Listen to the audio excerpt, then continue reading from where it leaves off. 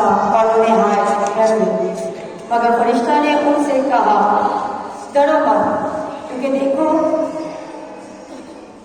मैं तुम्हें बड़ी खुशी की बिशारत देता हूँ जो सारी उम्मत के वास्ते होगी कि आज दाऊद के शहर में तुम्हारे लिए एक मुनज्जी पैदा हुआ है, यानी मसीह खुदावंद।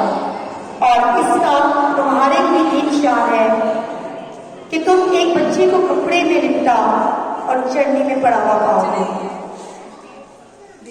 और यकायक उस फरिश्ते के साथ आसमानी लश्कर की एक गिरोह खुदा की हम करती और ये कहती जाहिर हुई,